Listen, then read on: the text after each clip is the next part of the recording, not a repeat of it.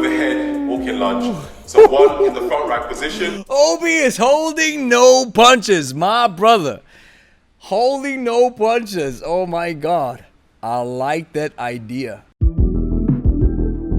Grüß veteran, Gregory van Ibberstak here. Obi Vincent is a CrossLifter, a Oreo junkie, and he says he doesn't take himself too seriously, and neither should we. I like his vibe, I like his personality. He's a very likable character, so let's check out what Obi did with the kettlebell. I used to be one of those that would see a kettlebell and just think they were very expensive ways of keeping the door open to allow people into the gym. Expensive door stops, that's what I call them. Expensive but they door are stops. Probably one of the best equipments that a lot of us don't use. I like his honesty. I like the idea of saying, you know, I used to not like kettlebells. I thought they were expensive door stops.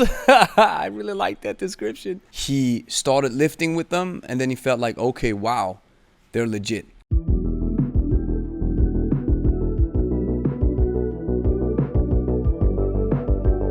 Now with this warm-up, you mobilize your shoulders, you mobilize your lats, and I think it's a great idea to use a small resistance band.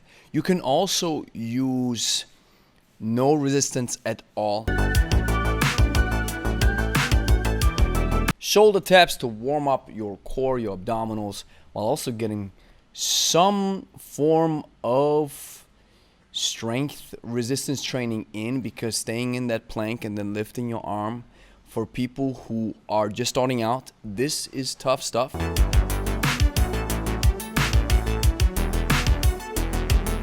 Now these side walks, I actually saw Lu Xiaoyan do this type of exercise, and Squat University had a great post about it, and they said the idea of these squat sidewalks, if you will, are to engage your glutes, to get them fired up and to start the triggering mechanism. And I think it's a great exercise, great idea.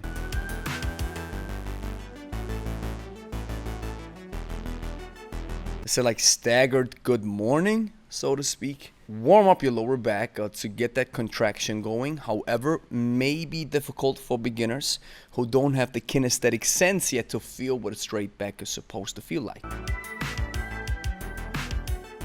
So now he starts with some basic hand-to-hand swings.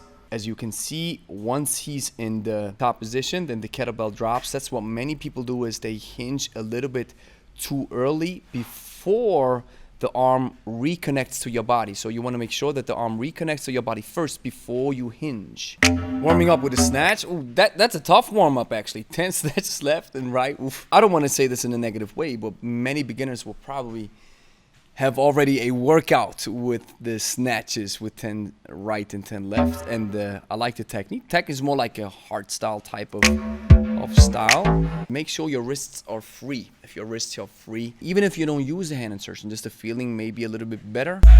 And here's the same problem.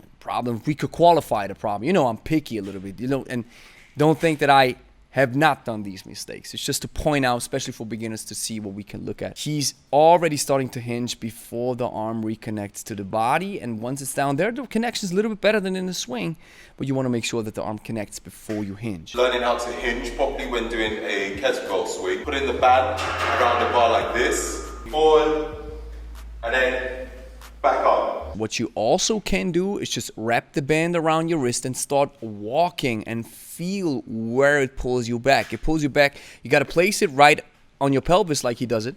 And when you start walking, it pulls you back. So it gives you the necessary feedback, the cue for you to understand what a hinge is supposed to feel like.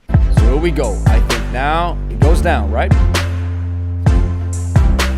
So what I see him do here, it's more the American version, the American swing they call it. Why do I not like this, or why am I on the fence when it comes to this exercise? If you have your arms up in the air like this, what happens is your shoulders will be internally rotated, right? If you internally rotate your shoulder and you lift it, you flex your arm, internally rotate your shoulder, bring your arms up to the top. This will cause or may cause some spacing problems in your shoulder joint. You have to imagine the shoulder joint is very mobile but very delicate, and there's always some spacing problems. And depending on how your shoulder is built, it may be that there's a little bit more space or there's less space. So it's always a great thing if we do anything overhead to create more space is to externally rotate the shoulder and then flex the arm and then the shoulder and bring it up on top. So if you have a grip like this, you force your shoulders to stay internally rotated. That's another reason why I don't really like the upright row. And you don't get additional benefits from this. So a normal swing would stop at chest level. That's tough, man. In great form. Dude is a tank, man. Obi, you're a tank. I like it. Great stuff. So it's a front squat, right? So you want to make sure that your body stays upright like he does it. And depending on the way your hip is built, maybe you have to stand a little bit wider, push your knees out a little more so that your upper body is able to stand upright. And if you're having a little bit problem with the front squat, then it may be that there's some ankle mobility problems, which you can fix with some drills, or maybe just if you have a elevated heel or an elevated wedge that you can stand on. Double thrusters. Yep. So one thing that we always want to make sure, and that's something that I see with guys who have a lot of muscle or who are pretty strong. The connective tissues are to some are a little bit rigid to some degree, which is understanding are necessary.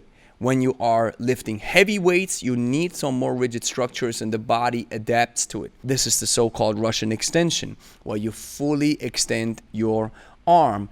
And now always try to make sure, because you want to keep your shoulder externally rotated when you're in the overhead soft fixation, that your thumbs are pointing back, not to the front. Make sure they point to the back, because that way you not only put your shoulder in a better position, you also are able to profit from so-called skeletal support and not only muscular support where it's on top. And then once the triceps gives out, maybe the kettlebell drops on your head or whatever. Sometimes we get this criticism that we're a little bit picky. And the reason why I am picky, or why I want to pick apart that stuff, is because we have a detailed approach. I use this detailed approach in my coaching, the way I look at my stuff, the way I look at my technique. I see a lot of stuff where I can do better and be better. And please don't misunderstand it as an attack against anybody that we critique right here. Like I mentioned, I like his vibe, and I think he has a great exercise and some great workouts going right now, the way we're going to look at it. But sometimes, you know, there's some things that we can improve, and we love the details. How to hold it properly. Okay, bring it up. Fist upwards, not like this. Because if you have your fist upwards, that would automatically bring it down. Okay, align with your chest and your chins. When you're in the rack rest position, you always have your arm internally rotated like this. So if you go too heavy, like you mentioned, don't do something like this, then your arm is way more internally rotated than it should be. And once you go into pressing, it's going to be tricky. So you want to make sure that you have your arm internally rotated, but once you go up into the press, make sure you slightly externally rotate your arm and then go up. So that's one of the reasons. And I like his grip. It's more of a hard style type of grip. If we would take a look at the kettlebell sports style, we will go deeper in his so-called hand insertion. Double swings. So now workout number 2. Into double cleans with the kettlebells, and then into a double snatch. Whoa, that's tough work, let me tell you. Tough work, Obi. Oh my God. Now, this one is very, very difficult. Yeah. Do not go too heavy on this. Trust me, you do not want to. And if you're not familiar with doing double kettlebell swings on any of them, start with single, which I am going to give you an alternative. So just start with singles on every single one. Great cues. If you feel more confident, go on to doubles. And with the clean, he slams the weight a little bit. Maybe try to make sure that once you rack rest the kettlebell, that you got your arms not too much internally rotated. Try to keep your arm close to your body. Elbow connects with the iliac crest of your hip if you use more of a kettlebell sports style approach. And once you're on top, make sure you're fully extended. You try to contract your glutes, contract your hammies, and then you rack rest it. And other than that, you know, it's all good. We're going to start with 2. So 2 swings. All right. 2 cleans, 2 snatches. 2 snatches, all right. Then, and then you 4 swings, 4 cleans, 4 snatches, 6, 8, and 10. And this one is for time. However long it takes you is however long it takes you. That's a massive workout. And he calls it for time. And sometimes people maybe get it confused. We consider for time, if I say we do kettlebell swings for time 2 minutes, that means I work 2 minutes continuously. In his case, he says you just do these exercises or the ladder however long it may take you. If you thought the first one was tough, this is where the hard work would start to begin. With the double cleans, there could be some more hip engagement. Once you're in the backswing, maybe extend those knees a little bit more and really push your hips back. And then once you come out from the swing, use a bit more, even though he uses his hips. But another thing that you may use is some so-called idea that we call counterbalancing, where you really have your arms extended and you lean back a little bit and then you pull the weight in. So, but that's more of a kettlebell sport technique. Other than that, he's more minimalist, because the kettlebell sport, you have to understand, kettlebell sport is very, very technical. So here it's more minimalist, so it's all good. I like that. 1 extra rep as I lost count. I like that he put it in there. That's why we believe for time is so good, because for time is like, listen, we do 3 exercises, 2 minutes each, and you don't have to think about it. You don't have to count. And once you engage in such an intense workout like Obi rightfully explains, then you may lose count. He's a pro and he loses count. I think I'm an expert on kettlebells to some degree, and I lose count as well. So for time, for the win. The kettlebell smashing into their forearms, that's because A, your grip on that is very weak, and B, your technique's wrong. So what I would advise is, A, maybe put some wrist straps on. But it's also making sure you have a strong grip. If you have been practicing the clean and your forearm still hurts, and now it's another training day, so you've rested, but your forearm still hurts and you want to train, you want to lift, then you put them on, because otherwise you wouldn't be able to work out. That's one aspect where I would use these wrist wraps, who do maybe have some cushioning effect to it. So when you go up, the kettlebell should rotate, and you want a soft landing on the back of your hands. Yes, and that's more the hard style approach. So a lot of times when that happens, when you get that pain, is you're crashing the kettlebells every time you do a snatch. Yeah. Up, nice and soft. Yeah. Okay, firm grip. In the kettlebell sport, it would be different. You're switching 2 types of grips, from the hand, from the finger grip into the hook grip, where you insert the kettlebell and you put it around. You don't flip it, you put it around your wrist. And in this case also, I always imagine spearing the kettlebell. You want to spear the kettlebell. Third workout. In case those 2 weren't hard enough.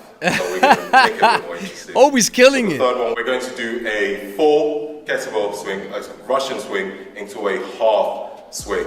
Now, so that's just a squat swing variant. I call this the Lord of the Swing. This is so incredibly tough to learn.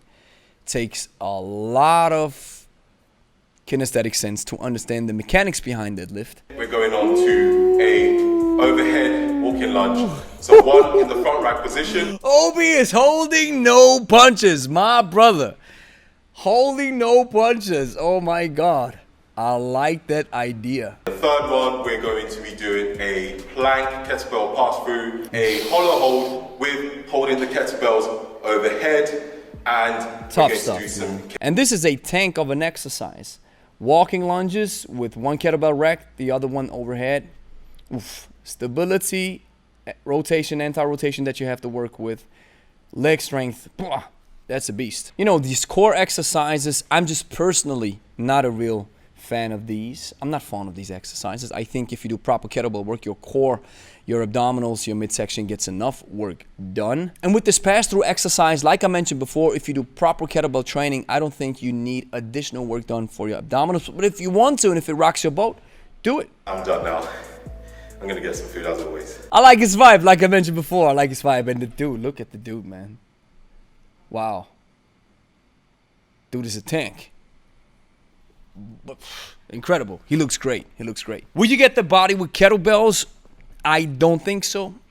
Why? Because The kettlebell is not there to specifically target any muscle groups and work for maximum hypertrophy. You always have to understand what tools you have to use in order to get the job done, just as a side note. So in general, I like the workouts. Maybe some exercises I wouldn't put in there, but it's a great value that you're getting out of this video. He presents you three different workouts, which are incredibly intense, and then he uses some progressive methods to work into it. Yes, that's what's up. Good stuff. Good stuff, Obi. Thank you for watching. If you enjoyed the video, like it. Consider subscribing if you want to see more kettlebell content. And if you're looking for a program that builds you up as a beginner to a slowly advanced trainee with the kettlebell, and you maybe want to combine it with some easy to follow nutrition coaching because maybe you want to lose weight or you want to get in shape, then check out 90 Days of Kettlebells. You'll find the link in the description. 14-day free trial included.